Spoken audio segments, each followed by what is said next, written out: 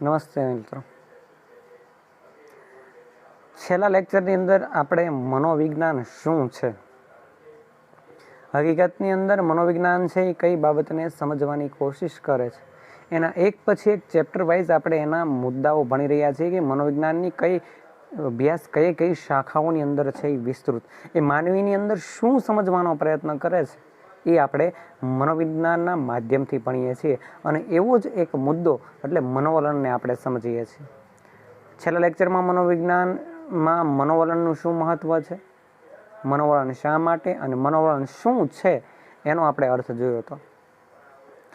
સ્વાભાવિક રીતે આપણે છે ને કોઈ વ્યક્તિને સમજવું હોય ને તો એનું સ્વરૂપ જોઈએ. એક્ઝામ્પલ તરીકે આપણે એમ કહીએ કે ભાઈ ધરતીકંપ, તો આપણે સમજી જઈએ છીએ કે ધરતીકંપ, તો એનું સ્વરૂપ તમે શું નક્કી કરો? ધરતીકંપ ખબર છે, તો એનું સ્વરૂપ શું કે ભાઈ ધ્રુજારી આવે ને બધું પડવા લાગે ને તિરાડો પડી જાય ને આમ ને તેમ ને ઘણું બધું આપણે એનું સ્વરૂપ દેખાય. આપણે એમ કહીએ રામ, તો તરત એનું સ્વરૂપ આવે કે હાથમાં બાણ હોય, માથે મુંગટ હોય, આમ હોય તેમ હોય, બરાબર ને? તરત આપણા માઇન્ડની અંદર કોઈ પણ વસ્તુ, વ્યક્તિ કે પરિસ્થિતિનું સ્વરૂપ આવે છે.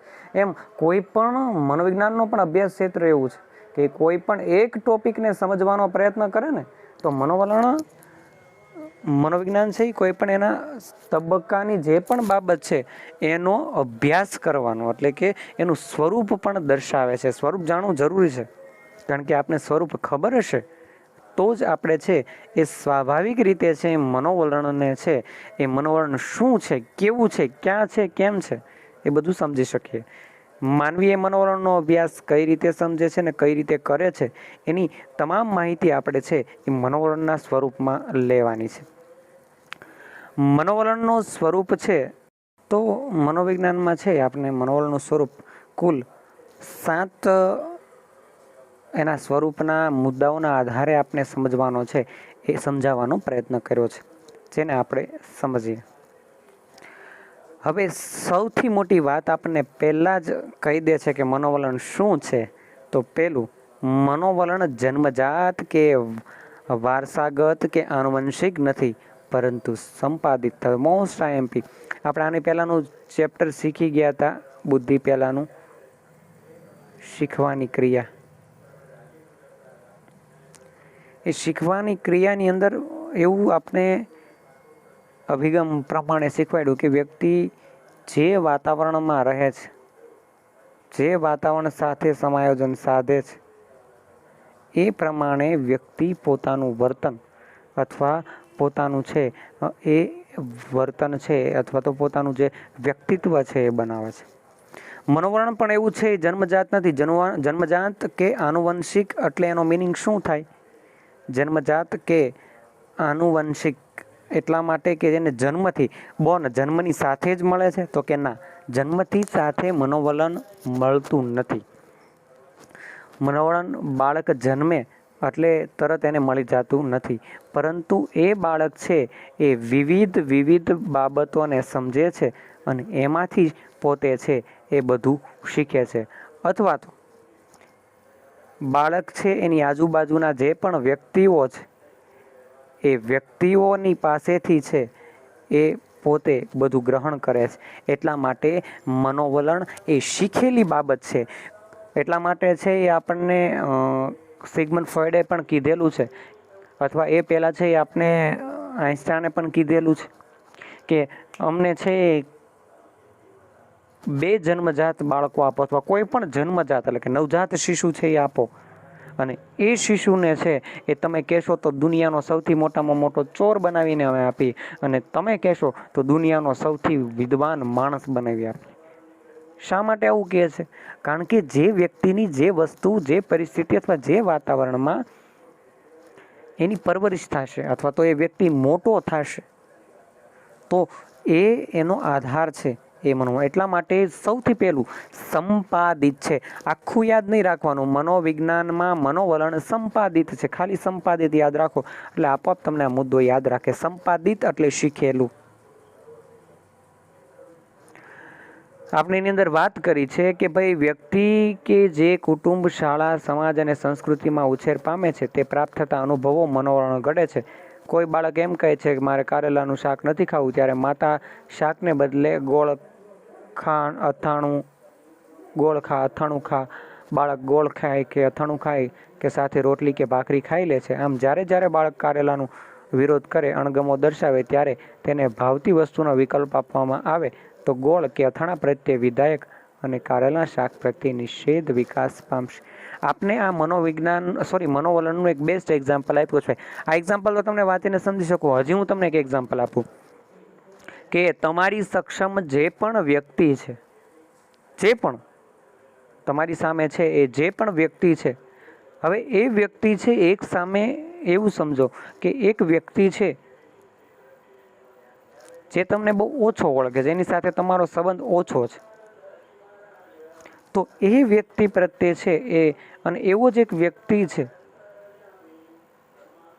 કે જે તમારો ખૂબ પાસેનો વ્યક્તિ છે, ઓળખેતા વ્યક્તિ છે, પણ હવે અમુક આ વ્યક્તિએ તમને એક ખરા સમયે છે એ હેલ્પ કરવાની ના પાડી. જ્યારે જે વ્યક્તિને તમે બહુ ઓછા એની સાથે હતું, એને તમને સારામાં સારી હેલ્પ કરી કે જે કોઈ ન કરે એવી હેલ્પ બિચારા કે કરી, તો હવે તમારું એ વ્યક્તિ પ્રત્યે છે મનોવલણ પ્લસ એટલે કે પોઝિટિવ થશે. જ્યારે તમે જેને ઓળખો છો એ વ્યક્તિનું મનોવલણ માનસિક રીતે છે એ નેગેટિવ થશે. આમ આપણા મનની અંદર જે પણ કોઈ વસ્તુ હોય, પ્રક્રિયા હોય, પરિસ્થિતિ હોય, ઘટના હોય, તો એના પ્રત્યે આપણો નજરિયો કેવો છે એ આપણા મનોવલણના આધારે હોય. આપણે શું વિચાર્યું છે. એક્ઝામ્પલ તરીકે આપણે છે એ અંગ્રેજો ભારતમાં આવ્યા, ઇતિહાસમાં ભણીએ છીએ તો અમુક જે સામાજિક જે ઇતિહાસકારો છે એ એવું પણ માને છે કે એ આવ્યા એટલે સુધારા થયા, અને અમુક સંપૂર્ણ વિરોધ કરે છે.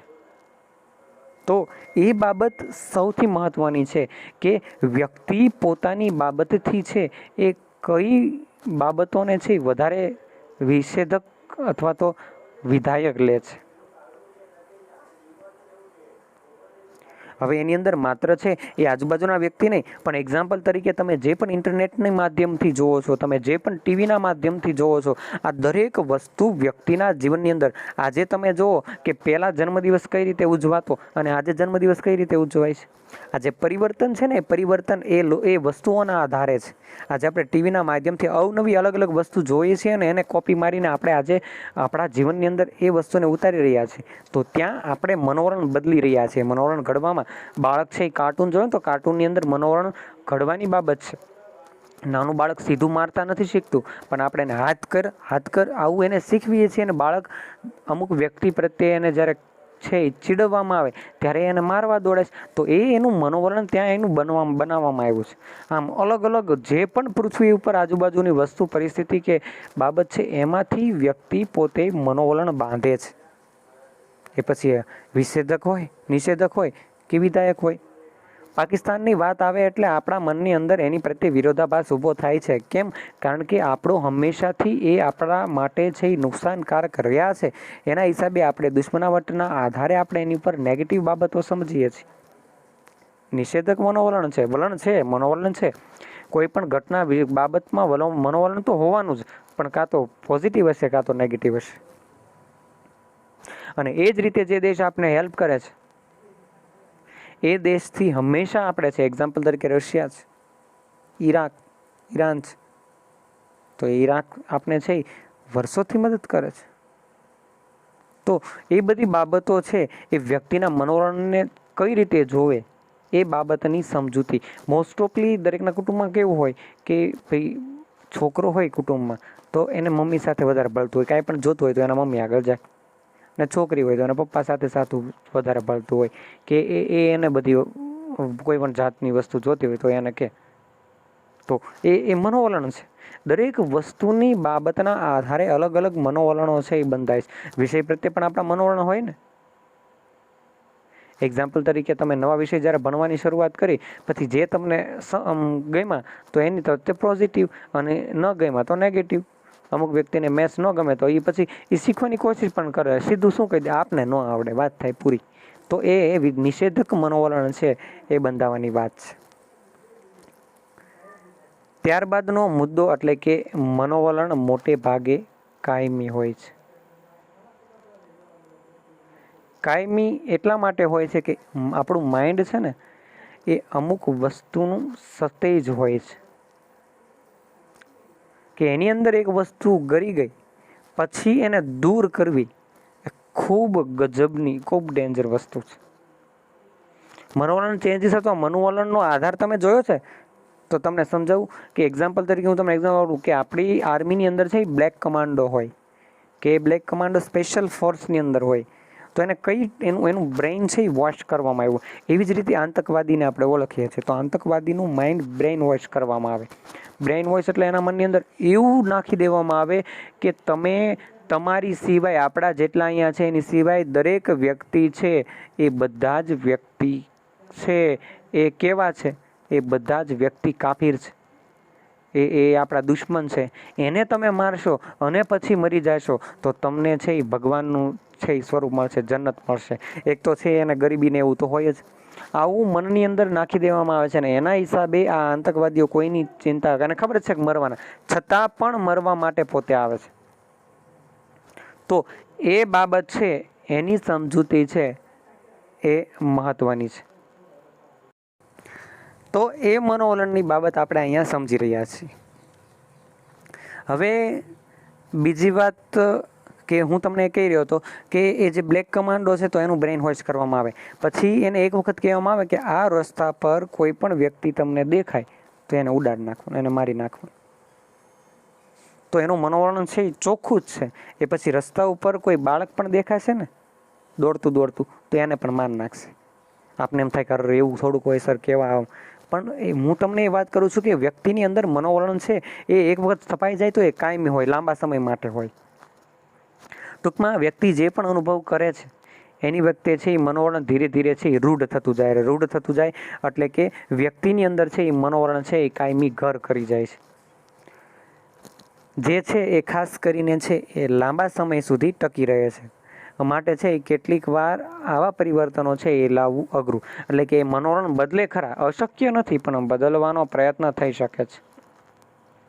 નોર્મલ સિલ્વરે છે એક પ્રયોગ કર્યો અને એ નોર્મલ સિલ્વરે પ્રયોગ કરીને કીધું કે મનોવલણ સહેલાથી પરિવર્તન લાવી શકાતું નથી. એ મનોવલણ ચેન્જ, વિચાર કરો, આપણે છે એ હજારો વર્ષ ગયા છતાં પણ હજી અમુક માન્યતાઓ આપણે દૂર કરી શક્યા નથી. મનોવલણ છે. આપણા સમાજની અંદરથી છે એ હજી પણ સ્ત્રીઓનું જે સશક્તિકરણ માટે આપણે કાર્યક્રમ કરવા પડે છે. લાખો વર્ષથી ભારત દેશ છે અને હજારો વર્ષથી સ્ત્રીઓનું સન્માન આપવા માટેના આંદોલનો ચાલે છે. રાજા રામમોહન રાય બિચારા કેટલા બધા એણે આવા બધા જે પરંપરાઓ હતી એને કાઢી નાખી. તો એના માટે કેટલી એણે મહેનતો કરી, કેટલા વર્ષો વીતી ગયા. ત્યારે ધીરે ધીરે છે એ લોકોની અંદરથી છે એ મનોવલણો બદલાય છે. પણ હજી પણ તમે જુઓ, હજી પણ ઘણી બધી, તમે ઉત્તર પ્રદેશ, બિહાર, આવા અમુક રાજ્યોને જુઓ તમે, હજી પણ સ્ત્રીઓનું માન સાવ ડાઉન છે. સ્ત્રીઓની કોઈ વેલ્યુ જ નથી ત્યાં. ભણાવવાની ન તો એ બધી વાત તો અલગ જ છે. આપણે એમ કહીએ કે ભાઈ હવે તો અમે, તમે ઉદાહરણ તરીકે છે સ્ત્રીઓ તો આ બધી ભણે છે ને ક્યાંની ક્યાંય પહોંચી ગઈ, એ અમુક ક્ષેત્રોની વાત છે. હજી એવા એટલા બધા ક્ષેત્રો બાકી છે કે હજી ત્યાંનું જે વ્યક્તિઓના માનસિક વૈમનસ્વ છે ને એ હજી પણ સુધરા નથી. તો આપણે કેટલા સમયથી કેટલા પ્રયત્ન કરી રહ્યા. વિચાર કરો, સરકાર કેટલા પ્રયત્ન કરી છે ભ્રષ્ટાચાર દૂર કરવાની, છતાં પણ આપણી માનસિકતા એ છે કે પૈસા દઈને કામ થતું હોય તો ઘડીકમાં થાય, પૈસા ભલે દેવા પડે. આ આપણી પરિસ્થિતિ છે. અને એમાં તમે અને હું તો બધા આવી જાય. તો આવા મનોવલણો છે એ દૂર કરવા માટે છે એ સહેલાઈથી ક્યારેય મનોવલણ છે એ દૂર લાવી શકાતું નથી. તમને એમ કહેવામાં આવે કે ભાઈ પાકિસ્તાન તો ખૂબ સારો એવો દેશ છે, કેટલા વખાણ કરશે છતાં પણ તમે એ માનશો નહીં. કેમ? કારણ કે માનની અંદર જે મનોવલણ છે એ એમનેમ દૂર થાય એ શક્ય નથી. હા, કોઈ શક હોય તો એ દૂર થાય. મનોવલણ જો બંધાઈ ગયું એક વખત લાંબા સમયથી તો એ દૂર કરવું છે એ અશક્ય છે. એ સિવાય ઘણા બધા જે સામાજિક રીત રિવાજો છે, રૂઢિઓ છે વગેરે છે એ બાબત, ઉદાહરણ તરીકે જ્ઞાતિ પ્રથા છે, એ નાબૂદી કરવા માટે આપણે વર્ષોથી કામ કરી રહ્યા છીએ. છતાં પણ આજે જ્ઞાતિ પ્રથા, એક જ્ઞાતિ કરતાં બીજી જ્ઞાતિને નીચી ગણવી, એક જ્ઞાતિ બીજી જ્ઞાતિનો વિરોધ કરવો, આવા પરિબળો હજી પણ આપણા સમાજની અંદર પ્રવર્તમાન છે. અને કંઈક હિસાબે ભારતનો વિકાસ આવી બધી પરંપરાઓના હિસાબે પણ નથી થતો વિકાસ. આપણે એમ કહીએ કે ભાઈ આપણે છે એ અમેરિકા જેવા થવાના એટલા વર્ષો, આપણે 200 વર્ષ પાછળ છીએ ને 100 વર્ષ પાછળ છીએ, પણ એનો વ્યક્તિ પેલો કેટલો પાછળ છે એ જુઓ. મેઇન વસ્તુ હું તમને એ સમજાવવા માગું છું. આપણે હિસ્ટ્રી ભણાવવામાં આવે છે, આપણે શાસ્ત્રો ભણાવવામાં આવે છે, એની અંદર એ જ બેઝ મૂકે છે કે ભાઈ દેશ છે એ કંઈ સરકાર લાખો લાખ 2-2 લાખ રૂપિયા આપી દે તો જે ઉદાહરણ તરીકે જે વ્યક્તિ દારૂ પીવાનો છે અને 2 લાખ આપે તો એ 2 લાખનો દારૂ પીવાનો, એ 2 લાખનો બિઝનેસ કરવાનો બેસી જાય. આપણે એમ કે સરકાર પાસે એટલા રૂપિયા આપ્યા, સરકાર 2-2 લાખ બધાને આપી દે. નહીં, એ શક્ય જ નથી. જ્યાં સુધી દેશની જનતા પોતે એજ્યુકેટેડ નહીં બને, દેશની જનતા નહીં સમજે, ત્યાં સુધી ક્યારેય દેશ આગળ વધશે નહીં. આ નિયમ છે. એ કૌટિલ્યએ પોતાના અર્થશાસ્ત્રની અંદર રચેલો છે, આખો શ્લોક આપેલો છે કે પ્રજા જ છે એ રાષ્ટ્રના હિત માટે સૌથી મેઇન પાયો છે. રાજા તો પછી છે. એટલા માટે છે. એ સિવાય છે એ બાળ લગ્ન છે,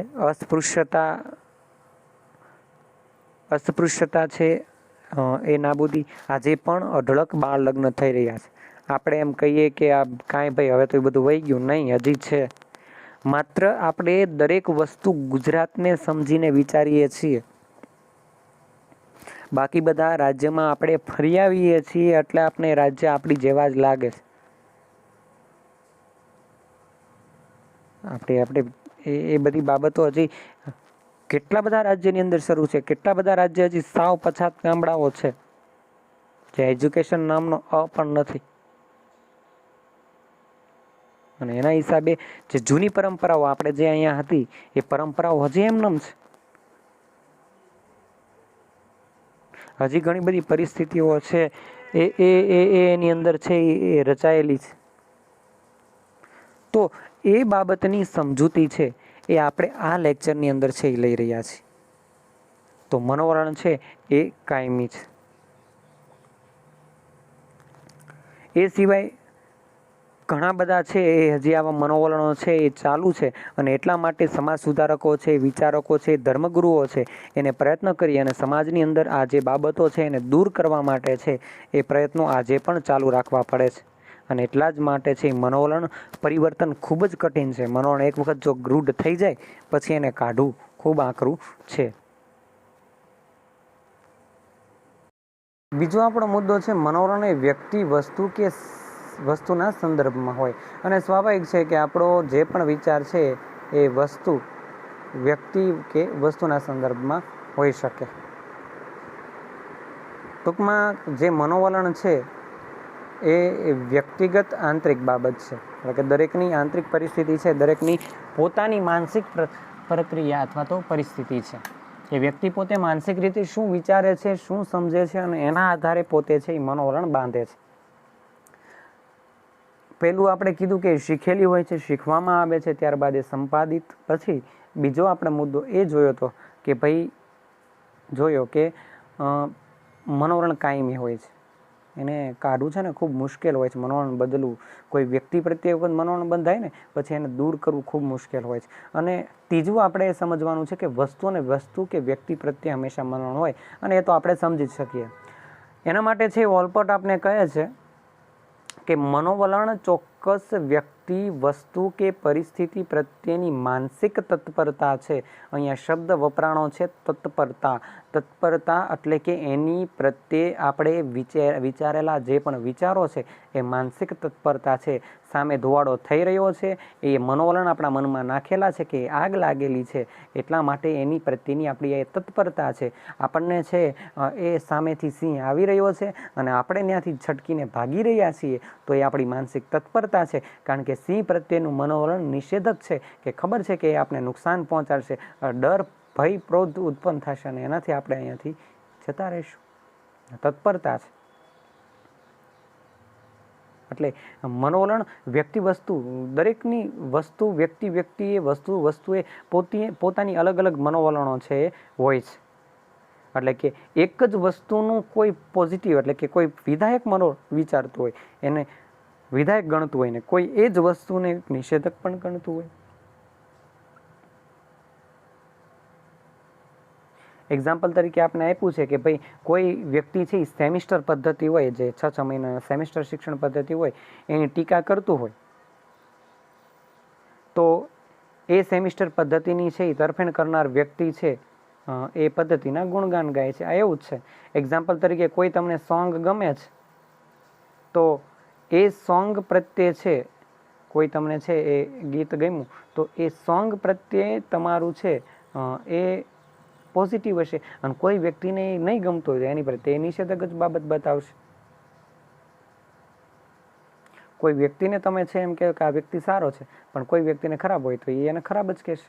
એટલે આ બાબતો છે એ મનોવલણની વ્યક્તિ અને વસ્તુના સંદર્ભમાં હોય છે. ટૂંકમાં જે પોઝિટિવ હોય એને ફાયદા જ દેખાશે એમાં, અને જે વસ્તુ મનોવલણ એ વ્યક્તિ વસ્તુ પ્રત્યે નેગેટિવ હોય તો નેગેટિવ દેખાશે. એક્ઝામ્પલ તરીકે એક જ વ્યક્તિ એ છે એ તમને તમારી માટે સારું કામ કર્યું છે અને બીજા વ્યક્તિને નુકસાન કર્યું છે, તો બંનેના મનોવલણ એ જ વ્યક્તિ પ્રત્યે કેવા છે? અલગ અલગ. તો એનું બીજું સ્વરૂપ છે. ચોથું, મનોવલણ એ વ્યક્તિ તરફથી જૂથ તરફ જાય છે. આ બહુ મોટી વસ્તુ છે. આપણે એક કહેવત છે કે ટીપે ટીપે ટીપે ટીપે સરોવર બંધાય. એવું શા માટે? કારણ કે હંમેશા દરેક વસ્તુનું સર્જન શૂન્યમાંથી થાય છે અને એ વિસ્તૃત સ્વરૂપ લે છે. જ્યાં સુધી પાણી ગ્લાસમાં છે ત્યાં સુધી બહુ સારું છે, જ્યાં સુધી એ ગોળામાં છે, મોટા હોદમાં છે, સ્વિમિંગ પુલમાં છે ત્યાં સુધી બહુ સારું છે, પણ એ જ વસ્તુ છે એ જ્યારે સમુદ્રમાં પરિણમે ત્યારે સૌથી મોટું વિનાશકારી વસ્તુ બની જાય છે. એ જ રીતે મનોવલણ પણ શરૂઆતમાં એક વ્યક્તિ પ્રત્યે હોય. આજે વિશ્વમાં જે પણ વિચારો પ્રવર્તે છે, મેં તમને કીધું ટીપે ટીપે સરોવર, એ કોઈ એક વ્યક્તિએ જ વિચાર્યું હશે ને એ બાબત, અને આજે આપણે બધા જ એને જાણીએ છીએ. તો હંમેશા કોઈ વસ્તુનું મનોવલણ એક વ્યક્તિ તરફથી જૂથ તરફ જાય છે. એક વ્યક્તિ એ મનોવલણને ધારે છે, સમજે છે, અને પછી એ બાબતો છે એ આખા જૂથ તરફ છે એનો પ્રયાણ થાય છે. એક્ઝામ્પલ તરીકે ગાંધીવાદ એ ગાંધીએ આપેલી, એક વ્યક્તિએ જ આપેલી બાબતો છે, અને આજે જે એને માનનારા છે એ ખૂબ મોટું જૂથ છે. તો એ મનોવલણની બાબત અહીંયા આપણે સમજૂતી લઈએ છીએ. ટૂંકમાં જુદા જુદા શિક્ષણ અને પ્રત્યક્ષીકરણ જેમ મનોવલણ પણ સામાન્યકરણનો સિદ્ધાંત એટલે કે દરેક વ્યક્તિને લાગુ પડે, એકમાંથી કેટલા બધા વ્યક્તિ સુધી એ વિચારો પહોંચી શકે. 1857નો સંગ્રામ આખા ભારત સુધી પહોંચ્યો, અને એના આધારે આખા દેશની અંદર છે એ સ્વતંત્ર સંગ્રામો, સ્વતંત્ર સેનાનીઓ અસ્તિત્વમાં આવ્યા, અને એટલા માટે પછીના 100 વર્ષ પછી આપણે આઝાદી મેળવી શક્યા. બીજ રોપાણા ને. તો વ્યક્તિ તરફથી જૂથ તરફ છે હંમેશા મનોવલણ છે એ જાય છે, અને સ્વાભાવિક છે. ઉદાહરણ તરીકે મને મનોવિજ્ઞાન આવડે છે અને હું એક વ્યક્તિ છું, પણ તમે મારી સામે 50 જણા બેઠા છો, હું તમને ભણાવું છું, તો મારી તરફથી મનોવલણ તમારા સુધી છે એ પહોંચે. ઉદાહરણ તરીકે આપણે એક એક્ઝામ્પલ આપ્યું છે કે કોઈ એક બે કિસ્સામાં એવું જોવા મળ્યું કે પૈસાદાર ઘરની દીકરી કોઈ સામાન્ય રીતે ગરીબ ઘરના પરણીને આવી હોય, તો તે પોતાના ઘરમાં કોઈ કામ કર્યું ના હોય તેવી છાપ પડે, તો પૈસાદાર ઘરની છોકરી જે તે કંઈ કામ કરતી નથી કે કંઈ આવડતું નથી. આ અનુભવને આધારે તે ઘરના લોકો એવું કહે કે પૈસાદાર ઘરની છોકરીના ઘર ચલાવતા આવડે નહીં. આ મનોવલણ છે. આખા એક વ્યક્તિ તરફથી સમુદાય તરફ ગયું. એક્ઝામ્પલ તરીકે કોઈ સમાજની અંદર 2-3 ઘરે એવું થયું હોય કે ખૂબ પૈસાદારની દીકરી છે એના ઘરે લાવ્યા હોય, અને એના ઘરે છે એ ન કામ આવડે, ન સરખું રહે, અને એના લગ્ન 2-3 જગ્યાએ આવી રીતના તૂટ્યા હોય.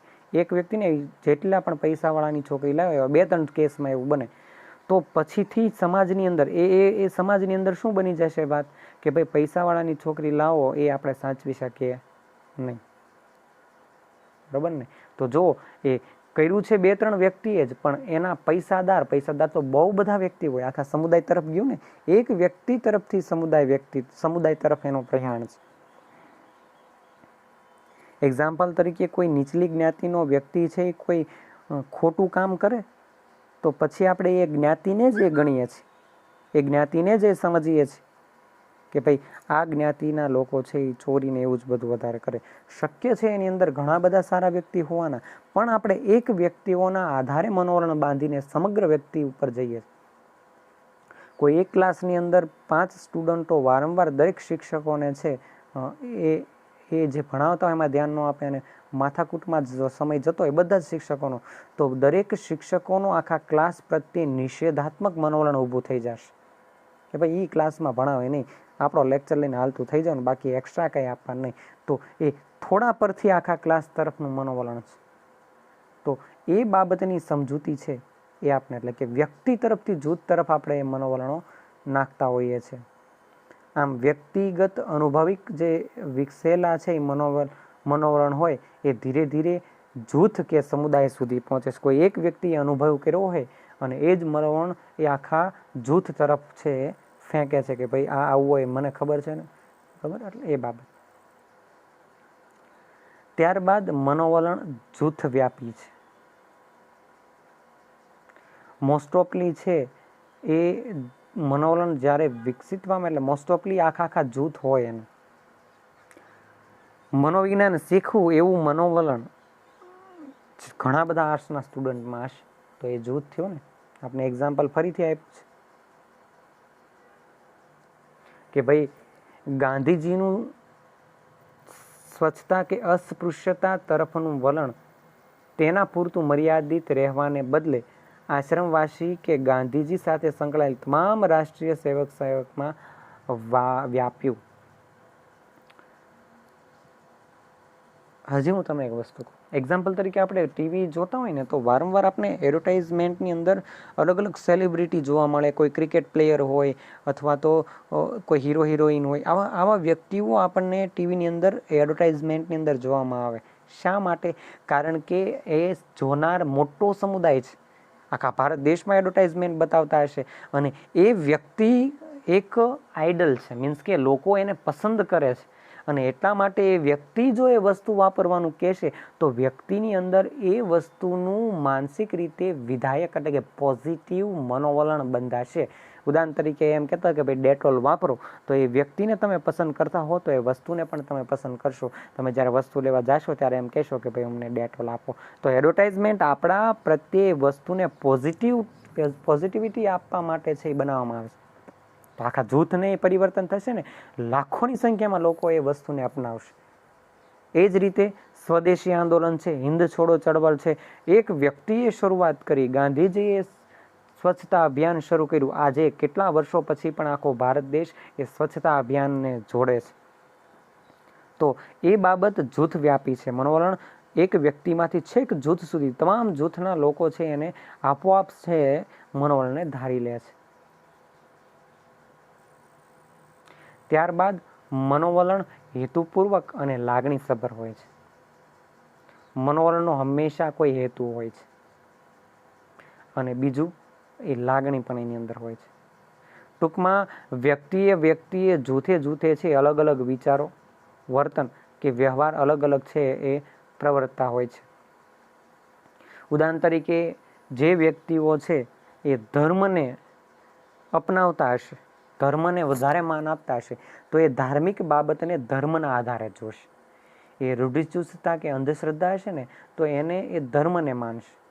અને એની સામે વૈજ્ઞાનિકો છે એને સ્વીકારવા તૈયાર નહીં હોય. વૈજ્ઞાનિક એનો વૈજ્ઞાનિક અંધશ્રદ્ધા છે એ સાબિત કરશે. બરાબર છે. એક્ઝામ્પલ તરીકે આપણે છે અત્યારે છે શીતળા સાતમ ગઈ તો મોસ્ટ ઓફલી ઘણી જગ્યાએ છે એ ઠંડુ ખાવાની આપણી એક પ્રથા છે. તો જે ધર્મના આધારે ધર્મને માનનાર વ્યક્તિ હશે, જે ધર્મને સાથે સંકળાયેલા વ્યક્તિ હશે, એ શીતળા માતાના આધારે છે એ આખો પ્રસંગની વાત કરે છે. અને બીજી બાજુ જે વ્યક્તિ એ વસ્તુને નહીં માનતો હોય એને વૈજ્ઞાનિક સ્વરૂપે કે ભાઈ ઠંડુ ખાવ તો એના હિસાબે પેટની અંદર અમુક સ્ટાર્ચ જાય અને એના હિસાબે આપણું શરીર તંદુરસ્ત રહે, એટલા માટે છે આ વારે છે એ ઠંડુ ખાવાની વાત છે, એ વૈજ્ઞાનિક સ્વરૂપે જોશે. આમ દરેક વ્યક્તિએ એની બુદ્ધિશક્તિ પ્રમાણે એના મનોવલણો કેવા હોય છે અલગ અલગ, પોતાના હેતુપૂર્ણ પ્રમાણે એ જોતા હોય. ઉદાહરણ તરીકે ચોર છે એ ચોરી કરવી એનો હેતુ છે, એની માટે પોઝિટિવ છે. પણ આપણા ઘરેથી ચોરી થાય છે, આપણો એથી એ ચોરી વસ્તુ ન થાય તો આપણે એને નેગેટિવ ગણીએ છીએ. બરાબર છે. એટલે એ બાબત છે એ અહીંયા સંકળાયેલી છે. ટૂંકમાં બંને પક્ષના વિચાર કે લાગણી છે એ અલગ અલગ હોય અને એના હિસાબે છે એ એક માટે એ વિચારો પરત્વે વિરોધી વલણ અથવા તો એક પરત્વે એટલે કે એના આધારે એક પ્રત્યે છે એ પોઝિટિવ થિંકિંગ હશે. અને છેલ્લું છે મનોવલણ વ્યક્તિના ગમા અને અણગમા દર્શાવે છે. વ્યક્તિનો અણગમો અથવા તો ગમો દર્શાવે છે. ટૂંકમાં દરેક વ્યક્તિ કોઈને કોઈ વસ્તુ કે વ્યક્તિ ગમતી હોય, તેવી જ રીતે કેટલીક વસ્તુ વ્યક્તિને ના જ ગમતી હોય એવું પણ બને. ટૂંકમાં ખાસ કરીને છે એ અમુક વ્યક્તિને જે વસ્તુ ગમે છે, મેં તમને એક એક્ઝામ્પલ આપ્યું, એ આ મુદ્દાને આભારી છે. બધામાં એક્ઝામ્પલ નાખી દેવાના ફરજિયાત કે ભાઈ તમે સ્કૂલની અંદર 7 વિષય ભણો છો તો તમને 7 વિષય ગમે, ઘણા હોય ગમે, પણ એમાંથી તમારા અમુક વિષય ફેવરેટ હોય. એ અમુક વિષય ફેવરેટ હશે, જ્યારે અમુક વિષય તમને નહીં ગમતા હોય, બોરિંગ લાગશે. તો એ દરેક વ્યક્તિનો ગમો અને અણગમો અલગ અલગ છે. ગમો એટલે ગમવો અને અણગમો એટલે ન ગમવું. ઉદાહરણ તરીકે બાળક હોય તો એને શાળાએ જવું પડે, ગૃહ કાર્ય એટલે કે હોમવર્ક કરવું પડે. એટલે એના માટે એટલે બાળક માટે શાળા, શિક્ષક અને માતા પિતા પ્રત્યે છે અણગમો જન્મે કે માતા પિતા પરાણે સ્કૂલે મોકલતા હોય, સ્કૂલની અંદર ન આવડે એટલે શિક્ષકો ખીજાતા હોય, નકરું કામ આપતા હોય, હોમવર્ક આપતા હોય, લખવાનું આપતા હોય, અને એના હિસાબે બાળકના મનની અંદર એની પ્રત્યે અણગમો પેદા થશે, અણગમાની લાગણી જન્મશે. અને ખાસ કરીને છે એ એટલા જ માટે એને શિક્ષણ પ્રત્યે અણગમો, અને ભારતમાં સૌથી વધારે છે કે શિક્ષણ પ્રત્યે અણગમો ભારતની અંદર સૌથી વધારે છે એ ધરાવે છે. તો મનોવલણ વ્યક્તિના ગમા અને અણગમાને દર્શાવવાની બાબત પણ અહીંયા મહત્વતા અહીંયા ધરાવે છે. બીજી વાત એ છે કે ખાસ કરીને મનોવલણ દરેક વસ્તુ, આ બધા જ જેટલા પણ આપણે એના સ્વરૂપના લક્ષણો જોયા, એ બધા જ લક્ષણોના આધારે છે એ વ્યક્તિ પોતાનું છે એ મનોવલણ બાંધતો હોય. ઉદાહરણ તરીકે કોઈ વ્યક્તિ ઢોંગી બાબા હોય તો એ ઢોંગી બાબા હોય તો આપણે એને ઓળખીએ છીએ કે ભાઈ બધા ખોટા ઢોંગ કરીને બધાને પૈસા લૂંટે છે, તો આપણો એની પ્રત્યે નજરિયો નેગેટિવ છે, મનોવલણ આપણું નેગેટિવ છે. એ વ્યક્તિને પસંદ પણ નહીં કરીએ, શીખી લઈશું કે ત્યાં જશું નહીં, મનની અંદર કાયમી બેસી જશે કે એ વ્યક્તિ સારો છે નહીં. એક સાથે બધું સ્વરૂપ અસર કરે. એ વ્યક્તિ છે એ ખાસ કરીને એ વ્યક્તિ પ્રત્યે આપણો નિષેધ મનોવલણ હશે. એના જેટલા પણ અનુયાયી છે, જૂથ છે, બધાને આપણે કહેશું ભાઈ તો છે, ખોટાડો છે, ઢોંગી છે, બરાબર ને. તમારી તરફથી મનોવલણ, હું એક જ એક્ઝામ્પલમાં બધા મુદ્દા તમને કહું છું. જૂથ વ્યાપી છે, તમે બધાને કહેશો, બધા જોશે, સમજશે, એટલે બધા વ્યક્તિ ખબર પડશે કે ભાઈ એ વ્યક્તિ ખોટો છે, ઢોંગી છે, બરાબર ને. હેતુપૂર્વક એક્ઝામ્પલ તરીકે તમે છે એ ઢોંગી બાબાનું જાણો છો, તમારથી એને ફાયદો નથી પણ નુકસાન છે, એટલા માટે તમે એની પ્રત્યે નિષેધ મનોવલણ ધારો છો. પણ એની ટોળીમાં જેટલા પણ વ્યક્તિઓ છે ને અઢળક રૂપિયા મળે છે, એટલા માટે એના માટે એ બાબા એટલે કે એ જે છે એની માટે પોઝિટિવ વ્યક્તિ છે, એની પ્રત્યે પોઝિટિવ વલણ રાખશે, એ કહેશે એમ કરશે. એટલે કે એનો હેતુ શું છે? પૈસાનો, અને પૈસા એ વ્યક્તિ તરફથી મળી રહે છે. અને એ જ રીતે છે મનોવલણ વ્યક્તિના અણગમા અને ગમા પર આધાર રાખે છે. આમ મનોવલણનું સ્વરૂપ છે આપણે એ રીતે સાબિત કરે છે કે મનોવલણ છે એ સ્વાભાવિક રીતે છે એ આ સ્વરૂપના આધારે માનવીની અંદર હોય છે. તો આપણે એનું સ્વરૂપ જોયું છે. હવે મનોવલણના સ્વરૂપના આધારે છે એ મનોવલણ ઘડતરની વાત કરવાની છે. મનોવલણ ઘડતર એટલે શું કે વ્યક્તિની અંદર જે આ મનોવલણ આવી રીતના આવે છે તો એ કઈ રીતે વ્યક્તિની અંદર ઘર કરી જાય છે, વ્યક્તિના મનની અંદર છે એ બેસી જાય છે, એની સમજૂતી છે એ આપણે લેવાની છે, જેને આપણે હવે પછીના લેક્ચરની અંદર છે એને સમજવા માટેનો પ્રયત્ન કરશું. એ પહેલાં આપણને આની અંદર એક જ વસ્તુ એક તો સમજાઈ દીધી છે કે મનોવલણ ઘડતર અથવા તો મનોવલણ માટે સૌથી આપણો પહેલો મુદ્દો હતો કે મનોવલણ એ કેવું છે, તો કે ભાઈ મનોવલણ છે એ સંપાદિત છે. એટલે આપણે અહીંયા એ તો એટલી ખબર પડી ગઈ કે ભાઈ મનોવલણ સંપાદિત છે, એટલા માટે મનોવલણ શીખાય છે, આજુબાજુના વાતાવરણથી શીખાય છે. અને આની પહેલાં પણ મેં તમને એક્ઝામ્પલ એટલા માટે આપ્યું હતું કે ભાઈ એક રાજસ્થાનની તમારી ઉંમરની છોકરીને એટલી જ ઉંમરનો છે એ ગુજરાતની એક છોકરી ઊભી રાખવામાં આવી હોય તો બંનેમાં ચોખ્ખો તમને કેટલી પ્રકારનો છે એ ફર્ક દેખાશે. કેમ? કારણ કે મનોવલણ કેવું છે? અલગ છે. એના ઘડતરનું સ્વરૂપ અલગ છે.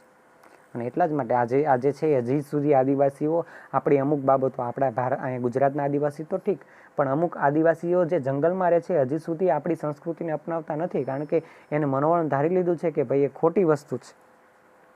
આજે પણ ઘણી જગ્યાએ રીત રિવાજો ખોટા ચાલે છે, અંધશ્રદ્ધાઓ ચાલે છે, કાળા જાદુની વાત ચાલે છે કે ભાઈ આમ કરો તો આપણે એટલા રૂપિયાવાળા થઈ જાઓ. આપણે ટીવી નીચે છે એ સમાચારની પટ્ટીમાં પણ નીચે ઘણી વખત જ્યોતિષને વાંચતા હોય અને લોકો એની અંદર જોડાય પણ છે, માને છે મનોવલણ.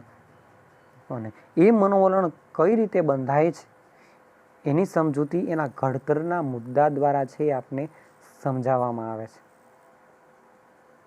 અને એ સમજાવવા માટે આપણે એની અંદર છે જે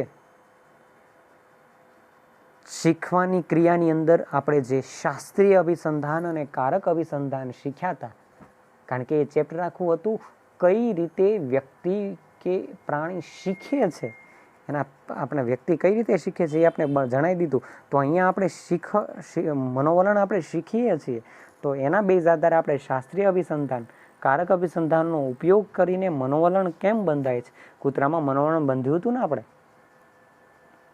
તમે શિક્ષણ અત્યારે લઈ રહ્યા છો ને, જે સમજી રહ્યા છો, આ મુદ્દાઓને સમજી રહ્યા છો, તો તમારા અંદર એ મનોવલણ બંધાઈ રહ્યું છે. એક સમયે જ્યારે તમે સાયકોલોજીને સંપૂર્ણ સમજશો ને ત્યારે તમે વ્યક્તિને સમજતા શીખી જશો. એ તમને ખબર ન પડે. ઘણા સાયકોલોજીકલ શિક્ષકો હોય તમને કે ભાઈ વ્યક્તિને જોઈએ ને ત્યાં એની ઉપરથી ઘણું બધું વસ્તુ કહી શકીએ. એની આંખો છે, ચહેરાના હાવભાવ છે, ઘણી બધી વસ્તુ આપણા ચહેરા ઉપરથી જ બધું ખબર પડી જાય વિચારિક પરિસ્થિતિ.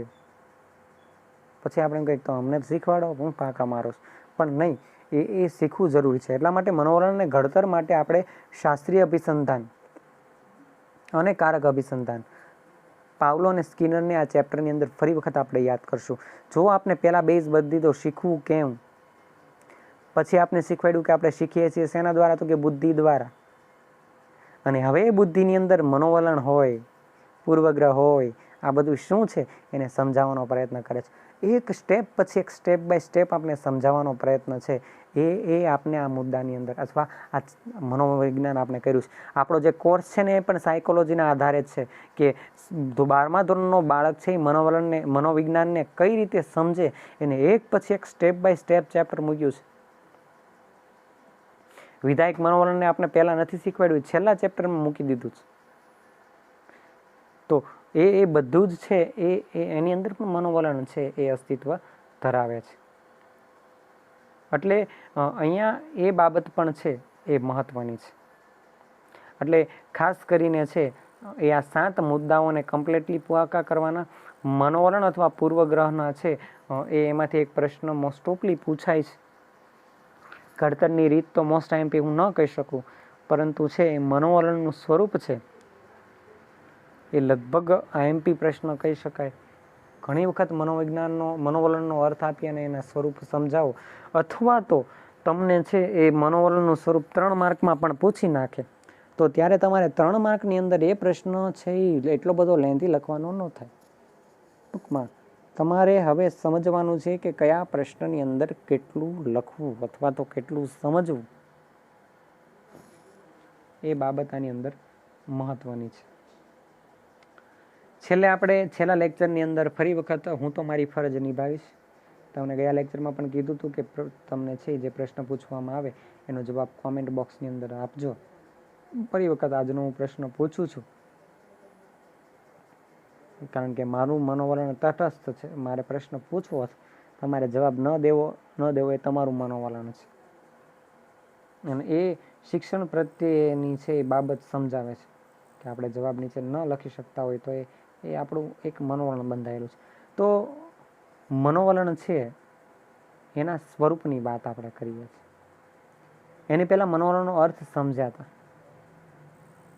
તો ખાસ કરીને એ જે મનોવલણનો અર્થ આપણે સમજ્યા હતા એના આધારે તમારે આજે જવાબ હા કે નામાં આપવાનો છે, યસ અથવા નો.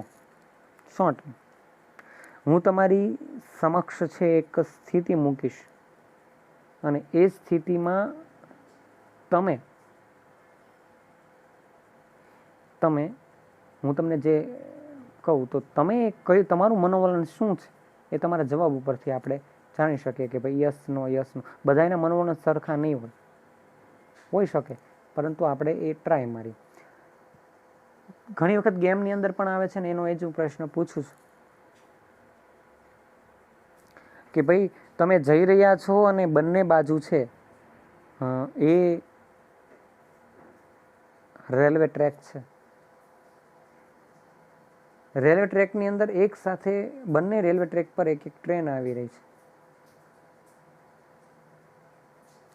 એક બાજુ એક વૃદ્ધ ડોસી ઊભી થઈ શકતી નથી, રેલવે ટ્રેક પર પગ ફસાઈ ગયો, એની તમારી હેલ્પ જરૂરી છે. અને બીજી બાજુ એક બિચારો ગરીબ છોકરો હજી નાનો છે, નાનો એટલે કે ખાસ કરીને તમારી જેવડો જ છે, ચાલો એમ રાખી, એનો પણ પગ સલવાઈ ગયો છે. બંનેને હેલ્પ જોઈએ છે, બંનેને.